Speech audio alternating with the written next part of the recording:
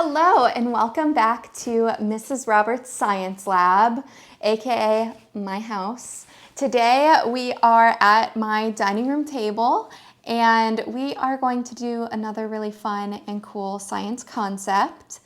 The science concept I want to talk about today has to do with chemistry. So typically when I ask students what their favorite part about science is or what does science mean to them, typically they say something like using beakers, using goggles, using a lab coat, testing things, or my favorite one that most students say is explosions. So we're not doing an explosion today, sorry to disappoint, but we are going to test something out using ingredients and materials that you probably have just laying around your house. I just went around on a scavenger hunt in my house and found a bunch of random liquids. And you can probably kind of guess what we're going to do today, not only based on the title, but also based on the scale that I'm going to show you. In this lab, we're going to test substances that you can find at your house. It doesn't have to be the same ones I have, but you probably have similar ones. So today we are going to learn about a concept called the pH scale. pH stands for the potential of hydrogen. Basically, how many hydrogen ions are in a substance.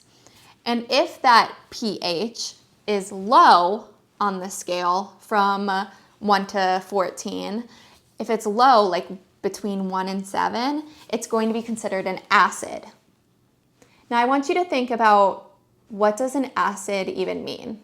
What do you think of when you think of acids? So typically, in just science fiction movies in general, an acid is something that melts away the floor or burns off your skin, or it does all these crazy things. But what a lot of people fail to realize is that you have gastric acid. That's acid in your stomach that helps break down the food in your stomach so that your body has nutrients and energy in order to keep going and perform daily functions. Other acids could be fruit. Fruit has something called a citric acid. Acids don't necessarily harm you. So we're going to figure that out today, what kind of substances I have in my house that are acids. We're also going to go over what are bases. So if something is a base, it's considered more basic. That's typically going to be something that is between 8 and 14 on the pH scale. And most of the time, these are what you would think of as cleaning solutions and liquids. So on the scale that you'll see on your screen, you will see the scale from 1 to 14. And you'll also notice that it's color coordinated, just like the rainbow. So from 1 to 6, those are acids. And then from 8 to 14, we talked about that being bases. But we are missing one of the numbers, and that's straight up in the middle. In the middle, those are going to be our neutral solutions. So think about what neutral means. If you're neutral, you're not really going to side one way or the other. So in this case, neutral is not going to be an acid or a base. It's going to be in the middle. It's going to be kind of its own category. There's a few things that you'll need. First off, you can use as many solutions as you want. I suggest trying to think about what's an acid and what's a base in your house. You will need pH strips. There are many different forms of pH strips. I just got a cheap bundle on Amazon. It was $3 for 2 packs of these pH strips. But what's cool is that it's got the indicator scale on this side, and then the pH strips look like this. So you'll have to be careful not to get them wet or else it's gonna ruin the whole package.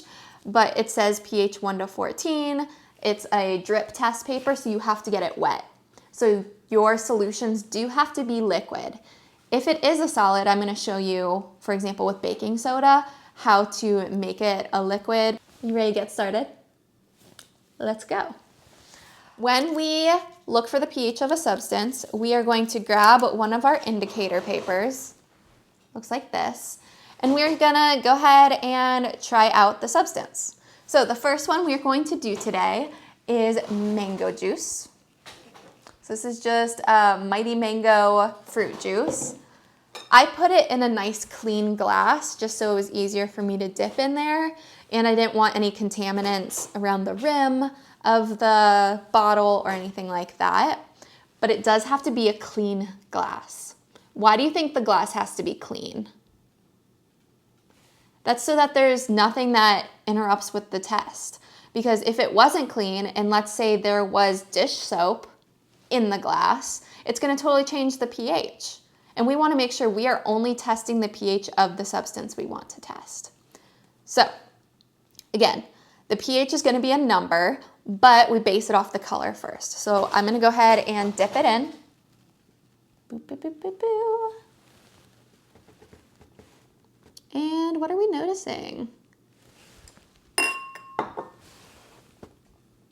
So you'll notice that it starts to be, I would consider that like an orange yellow. So based on the scale, that's going to be, let's see, around a 4 or 5, maybe closer to a 5. So that will be considered an acid, which makes sense because I said earlier that typically juices, fruit juices, have some sort of acid like citric acid in them. You don't want to right away look at the color like I kind of just did. You're going to want to wait about 30 seconds because you'll notice that it actually started getting darker. So it's actually closer to a 4, not a 5. So that was mango juice. And no, the color of the substance doesn't affect the color that the paper turns. So that was just an example of it just happened to be mango, which is orange, but the color showed that it was an acid. I'm gonna do milk. So this is a very precious substance in my house. I have an almost 2-year-old and she loves her whole milk. So let's go ahead and test it. What do you think it's gonna be? That one has a little bit of a, it's almost like yellowish green. Notice it's actually pretty close to neutral, so close to 7 on the pH scale. Milk is a little bit acidic. It's looking a little bit yellow. So it's going to be kind of close to that middle area. Next one we are going to test is a lime. So based on what I've said before, what do you think a lime is? Acid or base? Oh, this one changed right away. You'll see. Ooh, it's getting even more red. So that's gonna be pretty bright red. That's just straight up lime juice. I took this lime and squeezed it into the cup. So it's gonna be close to red, so that's also going to be an acid. This one, I haven't tried this yet at my own house. I tell students to do it because they typically bring filtered water to school, hopefully. And then we also have tap water. So sometimes the difference is that tap water, it picks up those extra minerals in the pipes or in the system, and it's not really meant to be consumed, whereas filtered water is meant to be consumed. So let's see if there's a difference. Maybe we can go ahead and try that at the same time. Let's go ahead and test tap water versus filtered water. See if there's even much of a difference. So what I'm noticing right away is that the tap water, which is on this side, is a little bit darker green, whereas this one actually looks pretty neutral, which is pretty exciting because you really want your pure water to be neutral. You really don't want added stuff into it. Yeah, so there's the difference. Tap water, filtered water. In my fancy schmancy beaker cup is we have Pepsi. So what do you think Pepsi's going to be? Acid or a base? There's actually some really great science songs out there. My students already know I love to play science songs when we start a new unit. Like an orangish color. Very interesting. Makes sense. It's an acid. So you may have heard the concept of if you drink too much Coke or soda, it starts to rot your teeth. There's a bunch of different, especially science fair experiments. A lot of kids do it on eggshells because eggshells have a very similar mineral composition as your teeth. And acids in general can break things down. There's this thing called acid rain, which again, you probably think like, oh my goodness, there's acid falling from the sky, my skin is burning off. That's not necessarily true, but it can break down things like statues. And so you'll see that the statues have broken down over time if they're in an area of acid rain. And so that Pepsi was acid. You know what I forgot? I had these just sitting here. I forgot my goggles. So I'm gonna put those on now. Science safety reminder is even though these are household substances, there's no problem with practicing science safety at home, especially with things like this that can get in your eyes. You can even wear gloves if you want. Again, feeling like a scientist is the whole point of this demonstration. I want you to feel and act like a scientist, and I want you to get something out of this. So if you are doing it at home, go the extra mile. Put on gloves, put on goggles, put on your lab coat. Feel it out. We are now going to do mouthwash. I put it in this little contact solution container. Ooh, and immediately it started turning green. So I'm gonna let that sit for a second. So green on your scale is a base. Something I also want to bring up is that, like I said earlier, sometimes you have a substance that can dissolve in water and you want to know the pH of it. I'm going to do it with baking soda. So I have this giant thing of baking soda, and we need to figure out a way to get this baking soda mixed with water. I've got a few options. First one is a straw. I'm using a glass straw. So one way that you can use something like a pipette, I'll put a picture of a pipette up on the screen. So a pipette is used to suction up a liquid and then dispense it elsewhere. So a straw can actually do the same thing. I've got filtered water because filtered was neutral. And you can hold your finger up at the top, and then when you hold your finger, you bring it up, and you don't let go until you have it where you want it. So I'm gonna drop it in there. So if you notice, I let go a little bit. Another thing you can use that you might have around your house is because I have a toddler, she takes infant medicine, and so you can use just a syringe like this, and you can suction up water and then dispense it wherever you want. So, be right back. I forgot a spoon. All right, I'm back. So, I'm gonna take, not a teaspoon, a half teaspoon. Doesn't matter.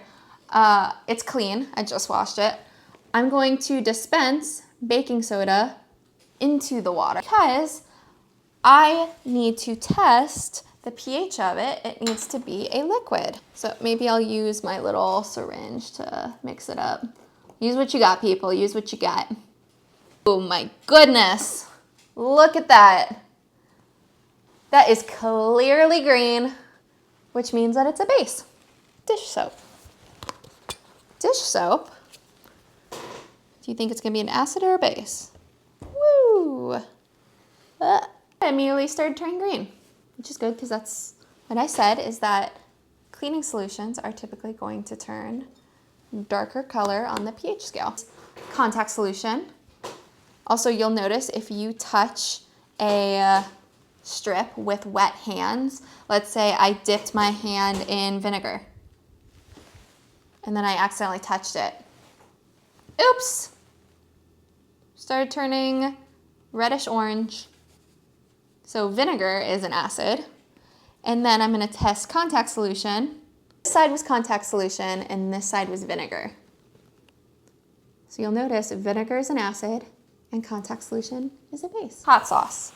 So in hot sauce, it's basically, the ingredients are cayenne red peppers, distilled vinegar, water, salt, and garlic powder.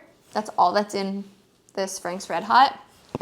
So if I already said that vinegar was a reddish orange, which stands for a base, then you would think if I tested something that's primarily vinegar, it's the second ingredient after peppers, you would think that's also an acid.